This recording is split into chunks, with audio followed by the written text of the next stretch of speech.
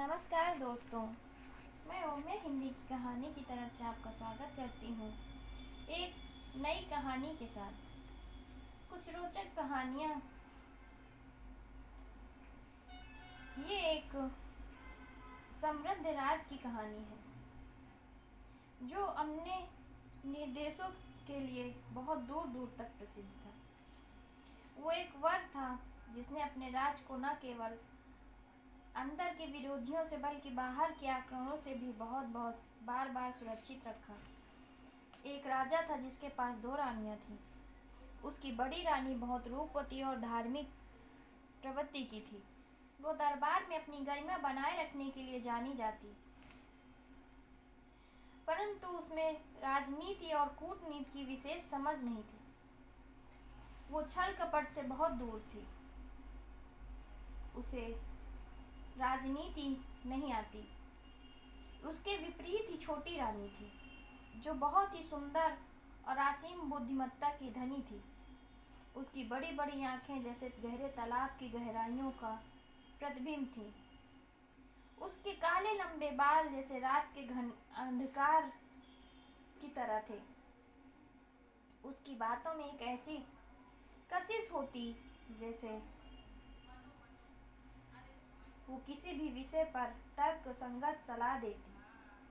राजा उस पर तुरंत विश्वास कर लेते। राजा को छोटी रानी से बहुत ही विशेषकर प्रेम और स्नेह था।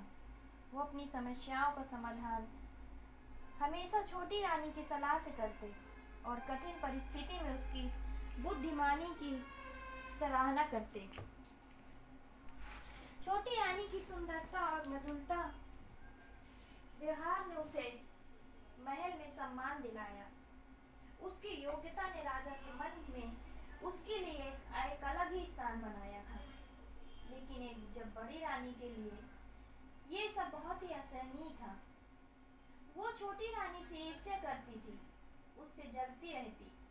छोटी रानी की हर सफलता उसके दिल में कांटे की तरह चुभते। हालांकि बड़ी रानी भी अपने तरीके से सुंदर थी। उनकी खूबसूरती में गरिमा और ठहराव भी था, लेकिन छोटी रानी की तुलना में वो थोड़ा सख्त मानी जाती। बड़ी रानी के दिल में ईर्ष्या की आग होती। छोटी रानी एक बार गर्भवती हो जाती है। छोटी रानी के चेहरे पे उस समय अद्भुत तेज था। उनकी मुस्कान में मां बनने की खुशी झलक रही थी। उनकी आंखों में मातृत्व का गहरा समंदर लहरा रहा था। हर कोई छोटी की देखभाल करने में लगा रहता, जबकि बड़ी रानी को ये सब बहुत तकलीफ देता था। उनको इन सब चीजों से बहुत ईर्ष्या होती। उनके पास खुद के कोई बच्चे नहीं थे। कई सालों के प्रयास के बाद भी वो संतानहीन ही रह गई। यही उनकी सबसे बड़ी कष्ट का कारण था। उनकी आंखों में एक अजीब सा तनाव था जो उनकी जलन और आंतरिक कुंठा को दर्शाता। वो जब भी छोटी रानी को हंसते हुए देखती, उनके मन में ईर्ष्या का जहर और गहरा हो जाता था। बड़ी रानी ने कई बार छोटी रानी के गर्भ को नुकसान पहुंचाने की कोशिश भी की। कई तरह की चालें चली, परंतु छोटी रानी को ऐसा खाद्य पदार्थ देने का प्रयास किया जिससे उनके स्वास्थ्य के लिए हानिकारक हो। उन्होंने छोटी रानी के कमरे में संदिग्ध औषधियां भी भेजी, लेकिन हर बार छोटी रानी की बुद्धिमानी और सावधानी से वो बच जाती। परंतु छोटी रानी ये सब कुछ समझ चुकी थी। इन घटनाओं के पीछे बड़ी रानी का ही एक हाथ है, लेकिन उन्होंने चुप रहना ही अच्छा समझा। अगर उन्होंने कोई आरोप लगाया तो महल में वाद विवाद बढ़ सकता है और इससे राजा को बहुत पीड़ा भी हो सकती है। इसलिए छोटी रानी चुप रहना ही उचित समझा। वो अपने होने वाले बच्चे की सुरक्षा के लिए हर खतरे से सावधान रहने लगी, लेकिन उन्होंने अपनी शांति एवं संयम को कभी नहीं खोया। 9 महीने के कठिन समय के बाद जब छोटी रानी ने एक अद्वितीय सुंदर बेटी को जन्म दिया, बच्ची की त्वचा दूध की जैसी उज्जवल, उसकी आंखों में चमक थी, तारे जैसी रोशनी उसका जन्म महल में एक महान उत्सव के रूप में मनाया गया। हर कोई बहुत खुश था। चारों तरफ खुशियां ही खुशियां थीं, सिवाय बड़ी रानी के, जिसके मन में ज्वाला और भी भड़क उठी। उसके दिल में अब केवल एक ही उद्देश्य था, छोटी रानी की बच्ची को उसके जीवन से दूर कर देना। बड़ी रानी ने अपने सबसे विश्वास पात्र दासी को बुलाया और उसको उसके राजा की रक्षा और उसने उसे आदेश दिया कि वो नवजात बच्ची की चोरी कर ले और उसे दूर ले जाकर कहीं मार डाले। बड़ी रानी की दासी ने इस खतरनाक कार्य को करने के लिए सहमति तो दे दी, क्योंकि वो जानती थी कि बड़ी रानी की इच्छा का पालन न करने का मतलब है उसकी खुद की मृत्यु का आमंत्रण देना। एक रात जब महल में सब सो रहे थे, चांदनी रात में अपने प्रकाश से महल के आंगन को चादर की तरह बिछा रखी थी। दासी ने चुपचाप बच्ची को उठाया और महल के पीछे के द्वार से बाहर चली गई। दासी बच्ची को लेकर पास के एक घने जंगल की ओर चल गई। उसका इरादा था कि वो बच्ची को जंगल में छोड़कर लौट आएगी ताकि जंगली जानवर उसे खा ले। जैसे वो जंगल की ओर और भीतर जाने लगी, अचानक एक भयानक शेर की दहाड़ गूंज उठी। दासी का दिल कांप उठा और वो हड़बड़ाहट में बच्ची को जमीन में छोड़कर भाग खड़ी हुई। वो नहीं जानती थी कि शेर का शिकार बने, इसलिए बिना पलटे ही जंगल से बाहर की ओर दौड़ आई। कुछ समय बाद वो बंदर आया। देखा कि एक नन्ही सी बच्ची जंगल में अकेली है। मासूम सा चेहरा है, उसकी आंखों में नमी थी। बंदर पहले तो हैरान हुआ, क्योंकि उसने कभी इंसान के बच्चे को नहीं देखा था। इस तरह से जंगल में कैसे अकेले पड़ा हुआ है। उसने उस छोटे से बंदर बच्चे धीरे धीरे उस बच्ची के चारों ओर आ गए, उसके साथ खेलने लगी। बच्ची उनकी उछल कूद और चेहरों को देखकर हंसने लगी। उसकी हंसी ने उस बंदर के दिल को पिघला दिया। उसने बच्ची को अपने हाथ में उठाया और उसे अपने साथ ले गए। बंदर ने उस बच्ची को अपने बाकी बच्चों की तरह प्यार दुलार से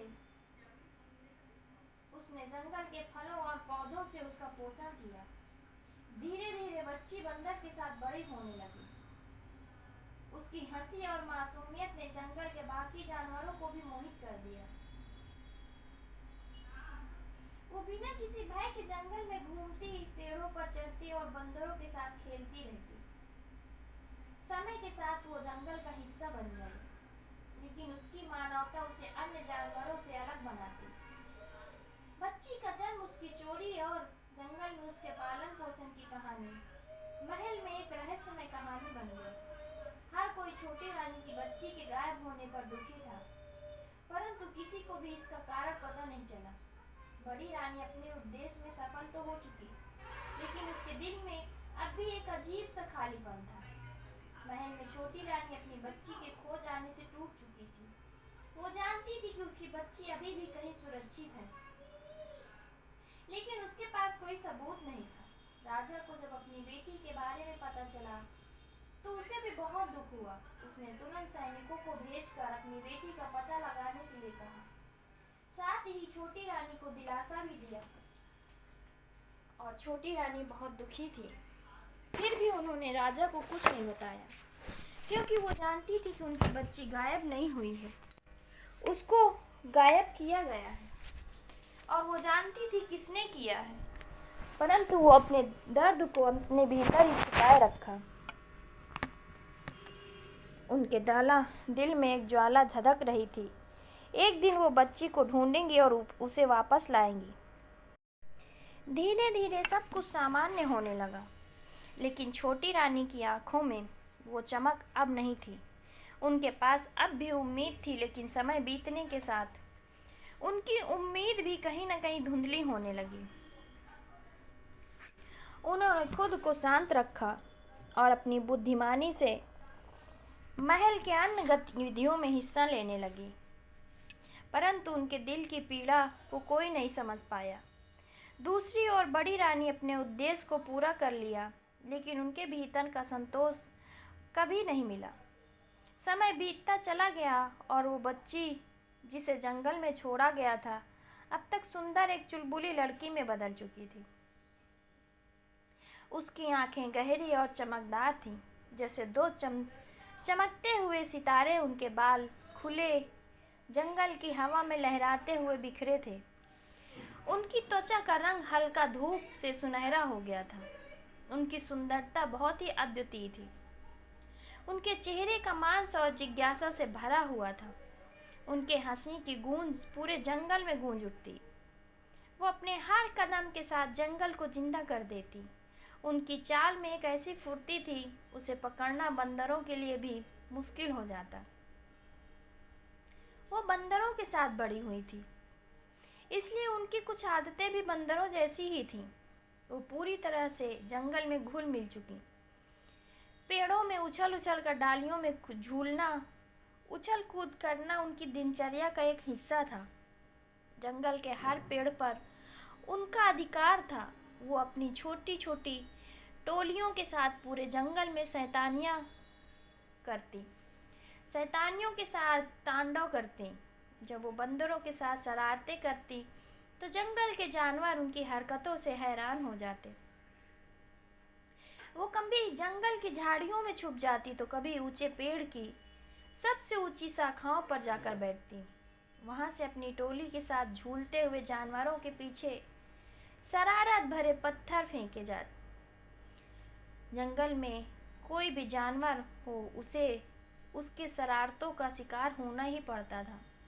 कभी कभी वो बंदरों की टोली के साथ झुंड बनाकर पेड़ों की शाखाओं पर झूलती, गाने गाती, जिससे पक्षियां उड़ उड़ कर आते।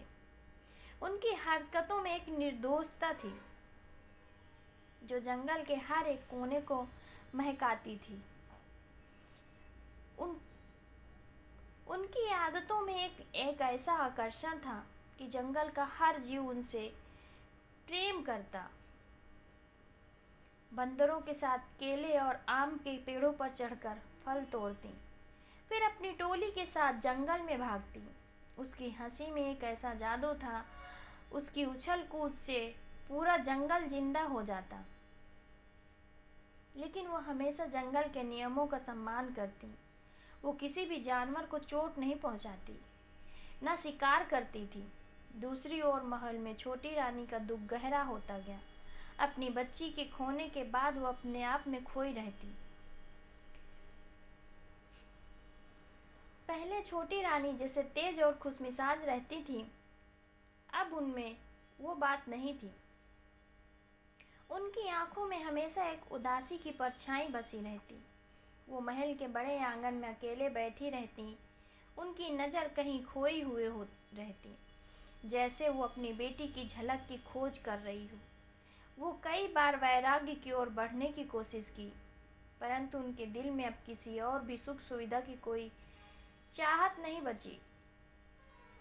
वो धार्मिक पुस्तकों को और साधुओं को उपदेशों को शांति से खोजने लगी, लेकिन उनकी पीड़ा कभी समाप्त नहीं होती। राजा जो कभी छोटी रानी के साथ महत्वपूर्ण निर्णय करता, अब वो अकेला महसूस करने लगे। वो भी अपनी बेटी के खो जाने से दुख थे, लेकिन उनके अपने राज्य का भी ध्यान कर रखना पड़ता। छोटी रानी की निराशा, उनकी हताशा महल की गतिविधियों पर गहरा असर डालने लगी। वो अब राजमहल की सामाजिक गतिविधियों से दूर होती गईं और राजकीय मामलों में उनकी रुचि कम हो गई। इस बीच बड़ी रानी के मन में खुशी की लहर दौड़ाई। अब महल में उनकी स्थिति सर्वोच्च थी। उनकी चालाकियां ने उन्हें वो स्थान दिलाया जिसका वो हमेशा से सपना देखती। वो राजा के हर निर्णय में भागीदारी होती, हर सभा में उनकी सलाहकार बनकर साथ होती। महल में उनका वर्चस्व बढ़ता ही गया। धीरे धीरे उसने अपनी पकड़ को और मजबूत कर लिया। छोटी रानी कई बार फिर गर्भ से हुई, लेकिन वो बड़ी रानी अपनी चालाकी से उनके गर्भ को नष्ट कर दिया। उसने कभी औषधि का सहारा लिया तो कभी छोटी रानी के खान पान में छेड़छाड़ की।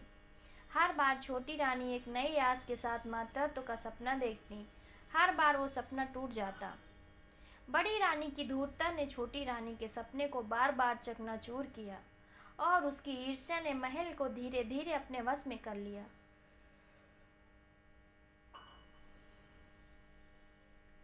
एक दिन पास के राज्य का एक सुंदर और पराक्रमी राजकुमार अपने दोस्त के साथ जंगल में आखेट करने के लिए आया। वो राजकुमार अपनी वीरता और साहस के लिए जाना जाता था। उसका कद लंबा, शरीर बहुत ही गठीला था। उसकी आंखों में निडरता की चमक थी। वो अपने दोस्तों के साथ जंगल की ओर बढ़ा, लेकिन जैसे ही वो जंगल के गहरे हिस्से में पहुंचा, अचानक बंदर का एक झुंड उन्हें घेर लगा। शोर मचाने लगे। पेड़ों की शाखाओं में झूलते हुए उन्होंने राजकुमार को चारों ओर से घेर लिया। ये वही नटखट राजकुमारी थी जो अब एक खूबसूरत युवती बन चुकी थी। उसने बंदरों के साथ मिलकर राजकुमार और उनके साथियों को पकड़ लिया। राजकुमार उनके साथ हैरान थे, क्योंकि उन्होंने कभी बंदरों को इस तरह से हरकतें नहीं देखा। राजकुमारी छिपकर बंदरों को संकेत देती और राजकुमार के चारों ओर उछल कूद मचाने लगे। वो राजकुमार को शिकार करने से रोकना चाहती थी, क्योंकि उसने ठान लिया था कि जंगल में कोई भी जीव सुरक्षित रहेगा।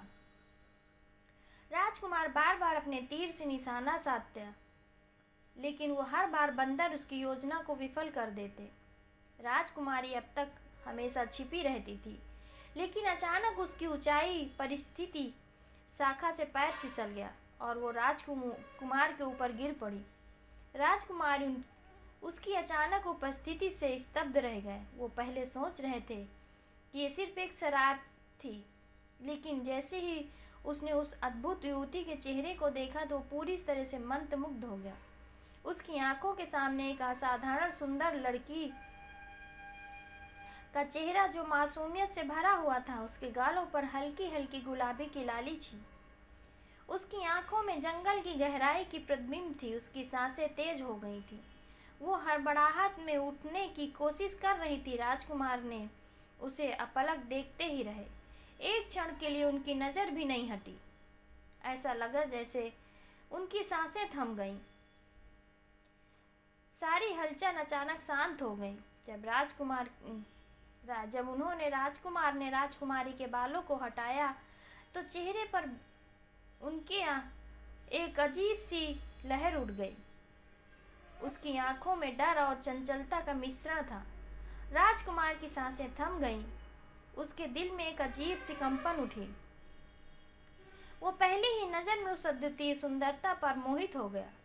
उसके दिल में एक नई भावनाओं ने जन्म ले लिया, जिसे वो समझ नहीं पाए, लेकिन वो जानते थे कि वो युवती उनके लिए अब एक रहस्यमयी बन गई है। एक ऐसा रहस्य जिसे वो जरूर जानना चाहते हैं। जंगल की हंसी खुशी और मस्ती का माहौल अचानक बदल गया। राजकुमारी के जंगल में अचानक गिरने के बाद वो पूरी तरह से एक शिकार में बदल गई। राजकुमार अभी भी उनके चेहरे की मासूमियत और उनकी आंखों की चमक में खोया हुआ था। राजकुमार को ऐसा लगता जैसे उसने किसी देवी का साक्षात्कार कर लिया हो। वो धीरे धीरे आगे बढ़ा और राजकुमारी से संवाद करने की कोशिश की।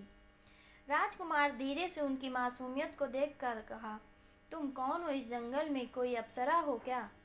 कहाँ से आई हो? तुम जंगल की देवी हो क्या, जो कभी किसी इंसान से नहीं मिली? उसे हैरानी से देख रही थी। उसकी समझ में राजकुमार की भाषा नहीं आ रही थी। वो हमेशा से इंसान को अपना दुश्मन समझती थी। उसे अच्छे से पता था कि कैसे इंसान जंगल में घुसकर जानवरों को मारते हैं और उनकी शांति को नष्ट करते हैं। उनकी आंखों में क्रोध की ज्वाला उठी। वो अचानक अपने हाथ में पकड़े हुए एक नुकीले पत्थर से राजकुमार पर आक्रमण कर दिया। राजकुमार ने तेजी से अपना हाथ आगे बढ़ाया। उनका वार टल गया। राजकुमारी की चपलता और शक्ति देखकर राजकुमार थोड़ी देर के लिए चौंक गए। वो उसे और भी अद्वितीय और आकर्षण लगी। तभी अचानक बंदरों का झुंड फिर से उन्हें आकर घेर लेता है। उनके साथ छोटे छोटे जानवर भी आकर राजकुमारी की सुरक्षा के लिए एक दायरे में खड़े हो जाते हैं। उसे एक सेना की तरह घेर कर बचा रहे हों।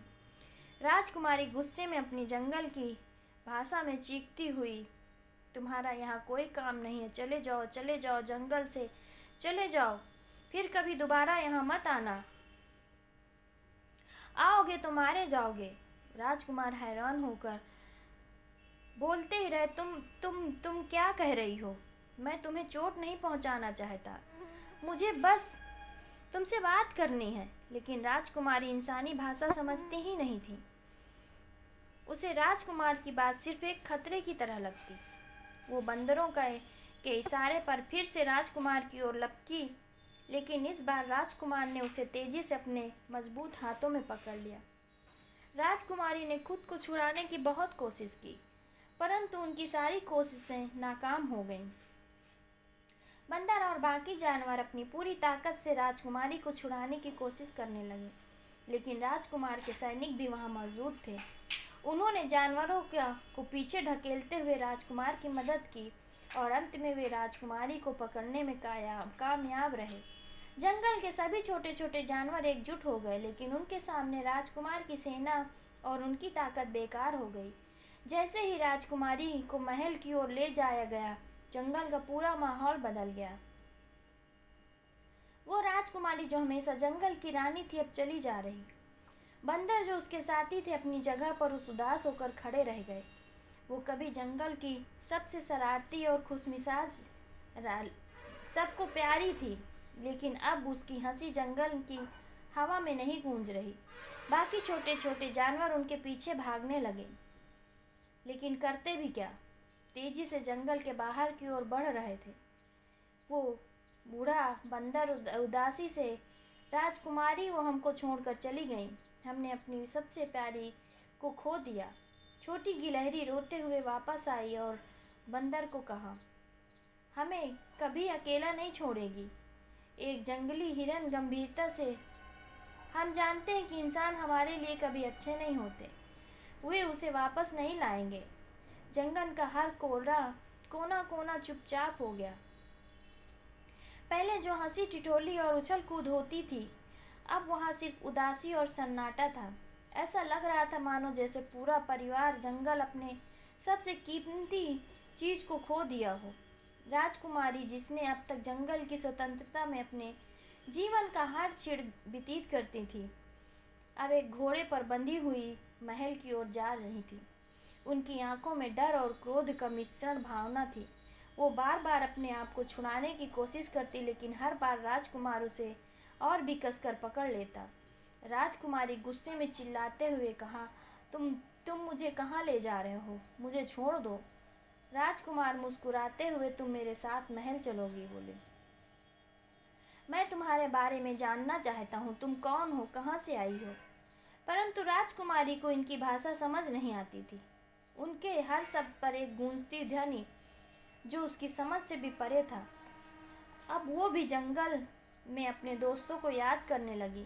उनका दिल टूट चुका था, उनके मन में सवाल थे, अब उनका क्या होगा? जब वे महल पहुंची तो वहाँ का एक दृश्य कुछ और ही था। राजकुमार की आंखें अचंभे से खुली रह गईं। उसने कभी इतने बड़े और भव्य महल की कल्पना ही नहीं की। चारों ओर से सोने की सजावट, ऊंचे स्तंभ, सुंदर बाग बगीचे, ये सब उनकी कल्पना से बहुत ही दूर था।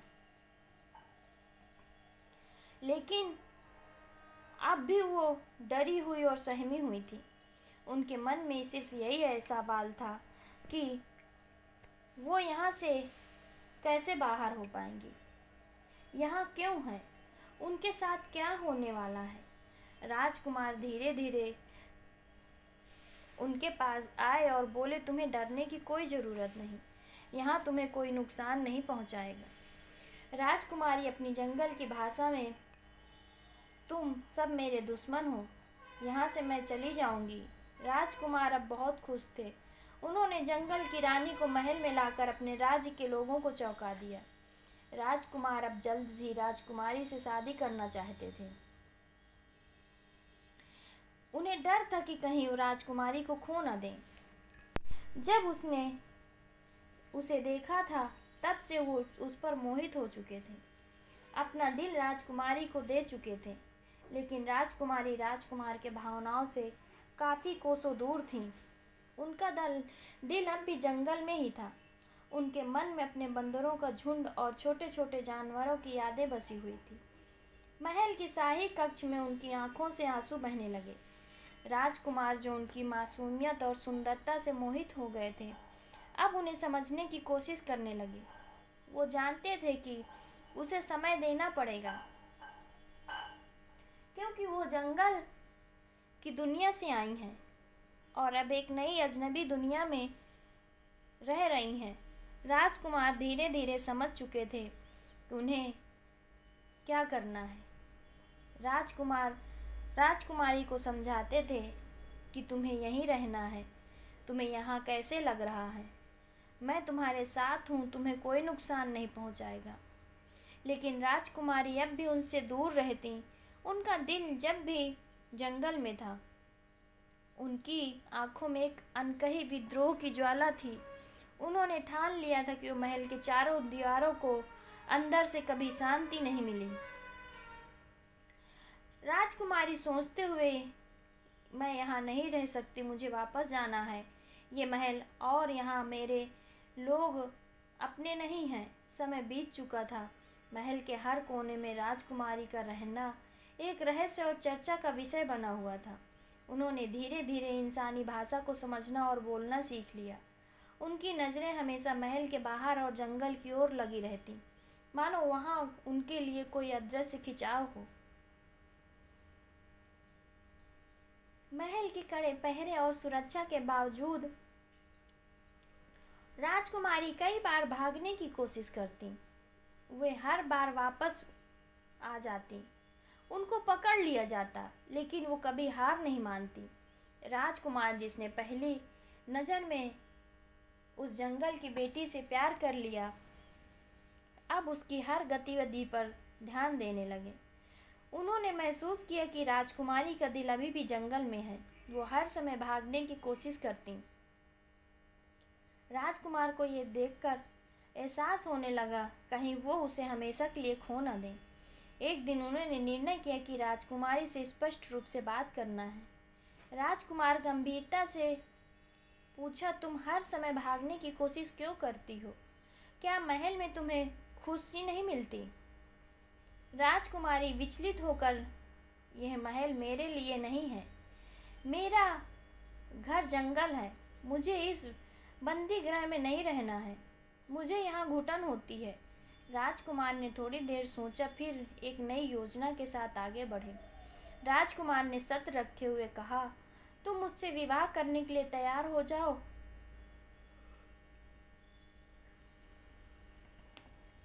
तो मैं तुम्हें वापस जंगल में जरूर छोड़ आऊँगा। मैं तुम्हें तुम्हारे पुराने दोस्तों से मिलाने ले जाऊँगा। ये सुनकर राजकुमारी चौंक गई। उनके चेहरे पर खुशी की एक चमक आई। उन्हें लगा शायद यही उनके जंगल जाने का एकमात्र रास्ता है। राजकुमारी दृढ़ता से, अगर तुम सच में मुझे जंगल वापस ले जाओगे तो मैं तुमसे विवाह करने के लिए तैयार हूँ। महल में इस समाचार की खबर फैल गई। वहाँ हर्ष और उल्लास का माहौल हो गया। हर कोई जानता था कि राजकुमारी एक अनोखी रहस्यमयी लड़की है। अपने जीवन साथी के रूप में चुनना था। उनके रूप में और साहस की कहानी पूरे राज्य में फैल चुकी। आसपास के राज्यों में भी ये समाचार आग की तरह फैल रही थी। लोग कहते हैं कि वो राजकुमारी जंगल की एक अप्सरा की तरह दिखती हैं। उनकी सुंदर और शक्ति की कहानी महल की दीवारों के बाहर जाकर अब पूरे राज्य में चर्चित हो गई। विवाह का दिन भी आ गया। महल को फूलों और रोशनी से सजाया गया। सभी बड़े बड़े राजा रानियां और उनके राज्य के दूत विशेष अवसर पर उपस्थित हुए। राजकुमारी ने शादी की लाल जोड़े में खुद को संवारा। उनकी सुंदरता बहुत ही अद्भुत थी। हर कोई उनकी प्रकृति सुंदरता और मासूमियत को देखकर मोहित हो जाता। विवाह की रस्में पूरी हुई। राजकुमार और राजकुमारी के साथ विवाह के बाद महल में एक भव्य दावत का आयोजन किया गया। विवाह के कुछ दिन बाद राजकुमार ने वादे के मुताबिक राजकुमारी को उस जंगल में ले जाने की तैयारी शुरू कर दी। वे दोनों कुछ सैनिकों के साथ जंगल की ओर गए। राजकुमारी के मन में उत्साह था क्योंकि वो अपने पुराने दोस्तों से मिलने जा रही थी। लेकिन तभी जैसे ही जंगल में पहुंचे, मौसम ने करवट ले ली। अचानक बहुत बड़ा तूफान आ गया। बौछार और तेज हवाएं उन्होंने आगे बढ़ने से रोक दिया। राजकुमारी चिंतित होने लगे। हमें यहाँ से वापस जाना है, राजकुमार ने कहा। राज में शरण लेनी होगी। राजकुमार ने तय किया कि पास के किसी राज में शरण ले लें। ये वही राज था जहाँ राजकुमारी की माँ रहती थी, उनके पिता रहते थे, लेकिन राजकुमारी को इस बात की कोई जानकारी नहीं थी। राजा ने उन्हें अपने महल में शरण देने के लिए खुशी खुशी स्वीकृति दे दी। उसने सुना था कि राजकुमार और उनकी रहस्यमय राजकुमारी जंगल से आए हैं, इसलिए उन्हें आश्रय देने में उन्हें बहुत गर्व महसूस हुआ। जैसे वो अपनी खोई हुई बेटी को देख रही हो। राजकुमारी की सुंदरता और उनके चेहरे की रेखाएं राजा की जैसी ही दिखती थी। उन्हें आश्चर्य हुआ कि वो अजनबी लड़की उनकी खोई हुई बेटी जैसी क्यों दिखती है। छोटी रानी आंखों में आंसू भरे हुए खुद से ये कैसे संभव हो सकता है कि ये लड़की बिल्कुल आपके जैसी क्यों दिखती है, क्योंकि ऐसा हो सकता है कि हमारी खोई हुई बेटी हो। राजा ने हैरान भी था। वो रानी की बात पर भरोसा नहीं कर पा रहा था। राजा रानी की बात को टाल देते हैं। छोटी रानी को विश्वास नहीं हो रहा कि उसने राजा से अपनी चिंताएं साझा की, लेकिन राजा ने इसे एक संयोग मात्र समझा। जब बड़ी रानी पहली बार राजकुमारी को देखा तो उसे तुरंत शक हुआ। उसके चेहरे में राजा की छवि दिखाई दी। वो समझ गए कि ये वही खोई हुई राजकुमारी है जिसे उन्होंने सालों पहले खत्म करने की योजना बनाई। उनके मन में ये भय और क्रोध एक साथ उमड़ पड़ा। बड़ी रानी अपने आप से ये वहाँ हो सकती है, ये कैसे बच निकली? मुझे इसे खत्म करना होगा, नहीं तो ये मेरी सच्चाई सबके सामने बता देगी। मेरी सारी सच्चाई सबके सामने आ जाएगी। बड़ी रानी ने तुरंत उस पुरानी दासी को बुलाया जिसे उसने सालों पहले राजकुमारी को मारने का हुक्म दिया था। अब दासी बूढ़ी हो चुकी थी, परंतु वो अपनी रानी की सेवा में थी। दासी महल आई। रानी ने उसे राजकुमारी के बारे में पूछा। बड़ी रानी गुस्से में पूछा, तुम सालों पहले उस बच्ची को खत्म क्यों नहीं की? अब ये महल में है। दासी कांपते हुए बोली, रानी, मैंने कोशिश की थी, लेकिन जंगल में अचानक एक शेर की दहाड़ सुनाई दी। मैंने डर के कारण उसे वहीं छोड़ दिया।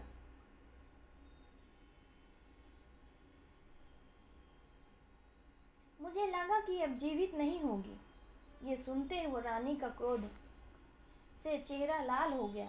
उसने दासी को तुरंत खत्म करने का आदेश दिया ताकि राजकुमारी के जीवित होने का राज न खुल सके।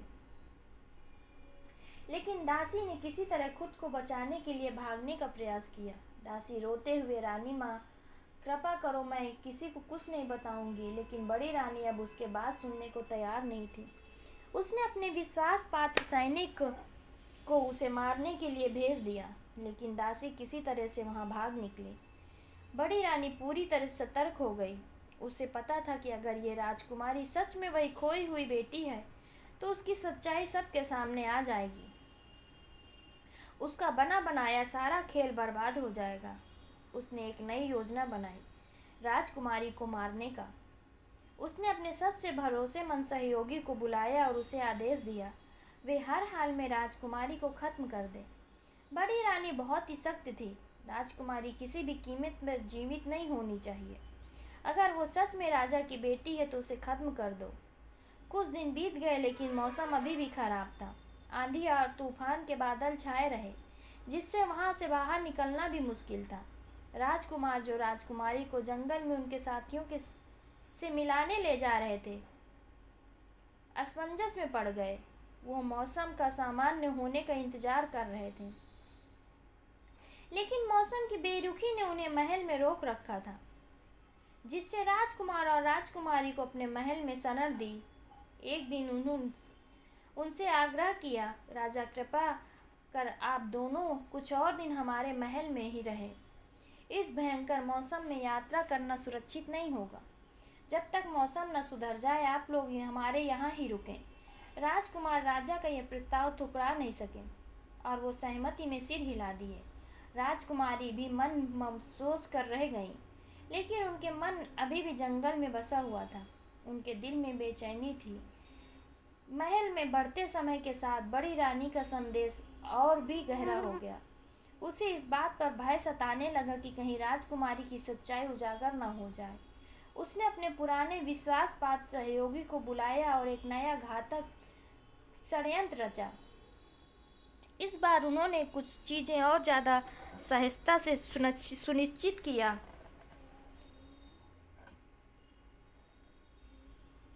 राजकुमारी जीवित न बच सके। उसने महल के एक रसोइये को रिश्वत दी ताकि वो राजकुमारी के भोजन में कुछ जहर मिला दे। उसने उसे समझाया कि एक धीमा जहर है जो उसे धीरे धीरे शरीर में फैलेगा और उसे धीरे धीरे ही मार देगा। बड़ी रानी ने योजना की तहत बनाई गई किसी भी को भी उस पर शक न हो। रात के खाने के समय राजकुमारी वही भोजन किया जिसमें जहर मिलाया गया, लेकिन जैसे ही उसने कुछ निवाले खाए उसे कुछ अजीब महसूस हुआ। उसकी तबीयत अचानक खराब होने लगी। वो बेहोश होने वाली थी कि राजकुमार ने समय रहते ही देख लिया। राजकुमार को कुछ संदेह हुआ कि गड़बड़ है। राजकुमार क्रोधित होकर, क्या हुआ तुम्हें, ये कैसे हो सकता है? राजकुमार ने तुरंत भोजन की जांच कराई। पता चला कि उसमें धीमा जहर मिला हुआ है। ये सुनते उनके चेहरे में क्रोध से लाल हो गया। उसे इस बात पर यकीन नहीं हो रहा था कि महल में किसी ने उनकी पत्नी की जान लेने की कोशिश की। राजकुमार ने गुप्त रूप से महल में इस मामले की जांच शुरू कर दी। उसने अपने सबसे भरोसेमंद गुप्तचर को लगाया ताकि वो पता लगा सके इस साजिश के पीछे कौन है। जांच के दौरान राजकुमार को महल के एक पुराने सुनसान कारागृह के कमरे के कुछ हालचाल पता चले। जब उसने वहां जाकर देखा तो उसे एक दासी मिली जो बड़ी रानी के डर से भागी हुई थी। महल के कारागृह के एक छोटे से कमरे में खुद को बंद कर लिया। दासी बहुत डरी हुई थी और थकी हारी थी। राजकुमार गंभीरता से पूछने लगे, तुम यहाँ क्या कर रही हो? तुम यहाँ क्यों हो? मुझे सब कुछ सच सच बताओ। दासी ने हिचकिचाते हुए सारी सच्चाई बता दी। उसने कहा कि सालों पहले रानी ने छोटी रानी की बेटी को खत्म करने का आदेश दिया था, परंतु मैं बच्ची को जंगल ले गई, मैं उसको मार नहीं सकी। उसके सामने थी दासी रोते हुए, रानी माँ ने मुझे बच्ची को खत्म करने का आदेश दिया। सब कुछ बताया उन्होंने। ये सब सुनते ही राजकुमार बहुत ही भौचक्के रह गए। उसने बिना देर किए सच्चाई को राजा के सामने लाने का निश्चय किया। उसने दासी को अपने साथ लिया और सीधे दरबार में पहुंचे, जहां राजा और रानियां बैठी थी। राजकुमार दृढ़ता से, महाराज, मुझे आपसे कुछ महत्वपूर्ण बात करनी है। ये सच्चाई बहुत समय से दबी हुई है, लेकिन अब इसे आपको सामने आना जरूरी है। रानियों ने उसे आश्चर्य से देखा। राजकुमार ने दासी की ओर संकेत करते हुए कहा। दासी ने सारी सच्चाई राजा के सामने रख दी। उसने बड़ी रानी के षड्यंत्र का खुलासा किया और कैसे उसने छोटी रानी की बेटे को मरवाने की कोशिश की। ये सब सारी बातें उसने बताई। राजा के चेहरे पर क्रोध और दुख दोनों ही स्पष्ट दिखाई देते थे। उसने तुरंत बड़ी रानी को दरबार में बुलाया। बड़ी रानी जैसे ही प्रवेश किया वो समझ गई कि उसकी सारी सच्चाई उजागर हो चुकी है। राजा, गुस्से में तुमने ऐसा कृत्य क्यों किया? तुमने मेरी बेटी को मारने की कोशिश क्यों की? अब वही हमारी आंखों के सामने है। बड़ी रानी गिड़गिड़ाते हुए बोली, महाराज, मैं बस सत्ता के लालच में अंधी हो गई थी। कृपया करके आप मुझे माफ़ कर दीजिए। लेकिन राजा की आंखों में कोई माफ़ी नहीं थी। उसने अपने सिपाहियों को आदेश दिया कि इस स्त्री को महल से दूर ले जाओ, उसे कठोर से कठोर सजा दो, उसे महल के निर्वासित कर दो और उसकी सारी संपत्ति जब्त कर लो। जब बड़ी रानी को घसीटते हुए महल से ले जाया गया, उसका अहंकार और सत्ता की लालसा उसे इस हालत तक ले गई। उसे अपनी सजा भुगतनी पड़ी। इस घटना के बाद राजा ने अपनी खोई हुई बेटी को अपने गले से लगाया। छोटी रानी जिसने सालों से अपनी बेटी के गम में खुद को खो दिया, वो भी वहां आई। उसने राजकुमारी को अपने गले से लगा लिया। दोनों की आंखों में आंसू थे, लेकिन वे आंसू खुशी के थे। राजकुमारी आंसू भरे आंखों से अपने ही माँ, मैं आपकी बेटी हूँ, ये कहने लगी। छोटी रानी आंखों में आंसू और मुस्कान लिए, हाँ मेरी बच्ची, तू मेरी बेटी है। राजकुमारी के दिल भावनाओं से भरा हुआ था। उसने अपनी माँ की गोद में सिर रखा और सारी तकलीफें भूल गई। उनके लिए ये पल जीवन का सबसे महत्वपूर्ण था, जिससे सुखद पल था।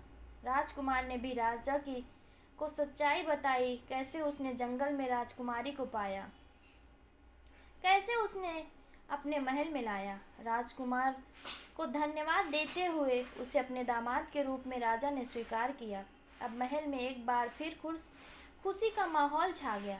छोटी रानी का वर्षों का त्याग रंग लाया। उन्हें अपनी खोई हुई बेटी मिल गई। अब राजकुमारी भी एक नए परिवार और सच्चा प्यार मिल गया। राजकुमारी जिसने अब तक अपने जीवन में केवल जंगल का साथ देखा था, एक नई जिंदगी की शुरुआत कर रही थी। लेकिन वो कभी भी अपने जंगल और उन दोस्तों को नहीं भूल पाई। उसने राजा से आग्रह किया कि जंगल की रक्षा के लिए कोई कदम उठाया जाए। राजा ने इस बात को स्वीकार किया और राजकुमार ने अपने वादे को निभाने का निर्णय किया। एक सुंदर सुबह वो राजकुमारी को लेकर जंगल की ओर निकल पड़े, और जंगल जहाँ राजकुमारी ने अपनी पूरी जिंदगी बिताई, उसने वहाँ के पेड़ पौधों, जानवरों और पक्षियों के साथ अपनी बचपन की यादें संजोई थी। वे जंगल के अंदर पहुंची। वहाँ की हवा, पेड़ और सुगंधों और चहकाते हुए पक्षियों की आवाज़ में राजकुमारी को उनके पुराने दिन याद दिला दिए। राजकुमारी धीरे धीरे अपने उन सभी दोस्तों के साथ खुशी खुशी कुछ समय बिताया, और बाद में अलविदा कहकर राजकुमारी ने एक आखिरी बार जंगल को देखा। उसकी आंखों में आंसू और होठों पे एक हल्की मुस्कान थी। राजकुमारी और राजकुमार जंगल से वापस अपने महल आ गए। राजकुमारी के चेहरे पर एक संतोष था। उसे लगा जैसे उसने पूरे जीवन में एक सही तरह से विदाई ली हो। अब पूरी तरह से उनका जीवन बदल चुका था। अब राजकुमार राजकुमारी हंसी खुशी अपने महल में अपना जीवन बिताने लगे। दोस्तों, मेरी ये कहानी आपको पसंद आए तो मेरे चैनल को लाइक, सब्सक्राइब और शेयर ज़रूर कर दीजिएगा। आप सभी का बहुत बहुत धन्यवाद।